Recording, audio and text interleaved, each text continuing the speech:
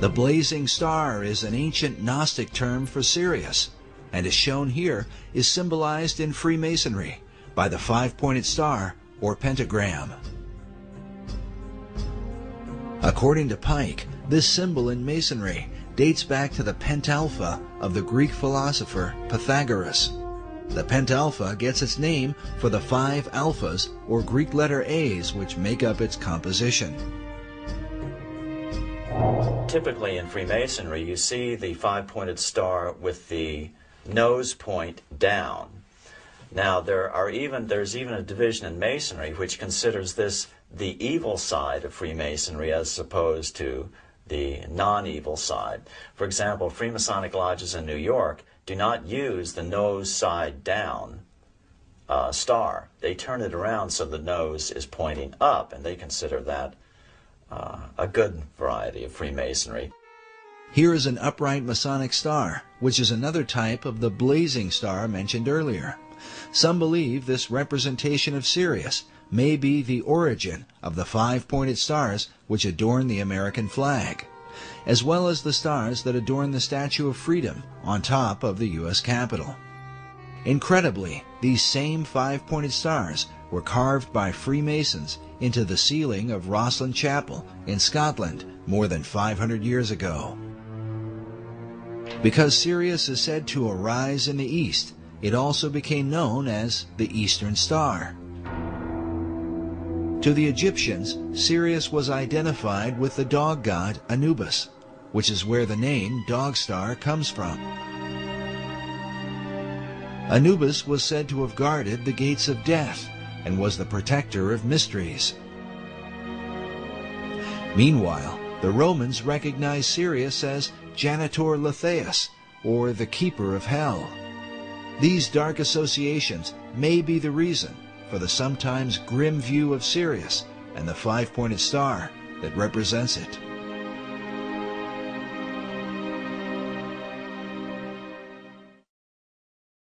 But Sirius was also associated with the Egyptian goddess Isis, and here, as we connect the dots, a more complete picture begins to emerge. For the Egyptians, the rising of Sirius in the east preceded the annual flooding of the Nile River, which for them was a magical event. It was also the time that the goddess Isis would appear and give birth to Horus, the divine child of the Egyptian Trinity. The all-seeing eye is also called the Eye of Horus, and in Freemasonry, Horus symbolizes the Masonic concept of a Christ. This is further represented by the hieroglyph used to denote Sirius. Notice the three symbols, an obelisk, a star, and a half-circle. According to Egyptologists, the half-circle is used to denote what is called the benben, or the capstone used to top the pyramids.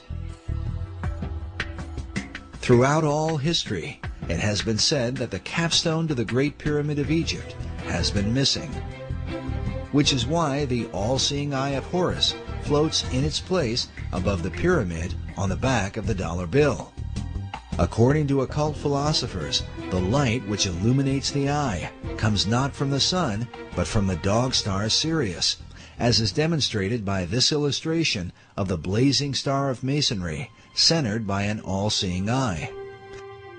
As Robert Balville writes, in many esoteric traditions, the return of the capstone of the Great Pyramid will signal the return of the Great Initiate, which, according to many prophecies, signifies the return of the Christ.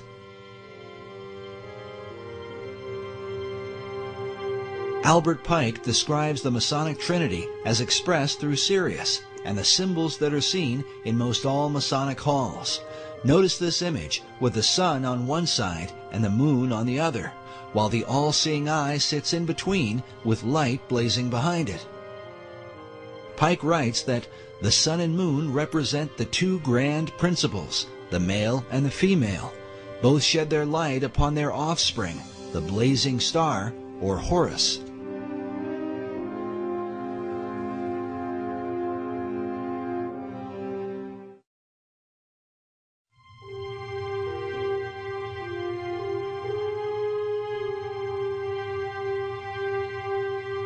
These philosophies have been known and practiced by secret societies for many centuries. As the evidence will show, designing cities as a reflection of occult tradition was not a new concept to the Founding Fathers, among whom the influence of Freemasonry seems undeniable. In fact, the 110th Congress of the United States on January 5, 2007, passed House Resolution number 33 to honor the Freemasons for their contribution throughout America's history. The number 33 is well known as the honorary degree of Scottish Rite Masonry. The House resolution read in part that the Founding Fathers of this great nation and signers of the Constitution, most of whom were Freemasons. The Masons felt in the United States that they were forming a Masonic republic. The concept of a republic dates back to the Greek philosopher Plato. Plato's Republic. That's a utopian theme, and that whole thing runs through our philosophy and thinking among the humanists to this day. They still think they would like to introduce Plato's Republic. Think about it. Every socialist country that's gone socialist have always called themselves a republic for that very reason. It was Plato who likewise set down the earliest known record of ancient Atlantis. Centuries later, Sir Francis Bacon would set down the New Atlantis, a tale which some believe was meant to be a blueprint for the New World, one based upon the teachings of ancient philosophers. Bacon didn't invent this New Atlantis concept. He was merely the inheritor of it. He was probably the most articulate proponent of it ever in history, but it preceded him. Bacon believed that the American continent was in fact the site of ancient Atlantis, a concept held by teachers of esoteric wisdom even today. A New Atlantis really was just America anyway. The east coast of America, if you take a look at the maps by other clairvoyants who have studied Atlantis, indicates that the east coast of America was the west coast of Atlantis. This country, America, is the remnant of the ancient Atlantis, and so is very susceptible to much of the history of Atlantis, the energies of Atlantis, and some of the actions, for instance, the religion of Atlantis. According to esoterics, the religion of Atlantis was in fact the mystery school teachings that were embraced by the ancient philosophers.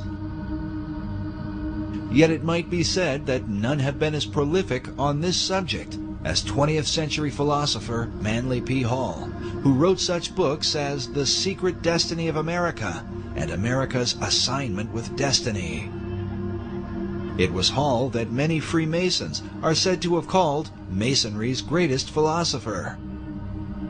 In 1934, Hall founded the Philosophical Research Society in Los Angeles, California, an organization dedicated to exploring the wisdom of all the world's traditions.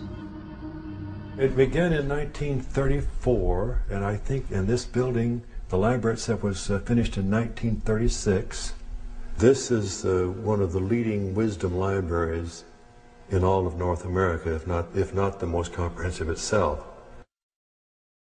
The Philosophical Research Library has been highly regarded by esoteric students from all over the world. It is composed of books and artifacts collected by Manly Hall throughout his lifetime. Among those who revered the library was President Franklin D. Roosevelt, a Freemason and student of esoteric tradition.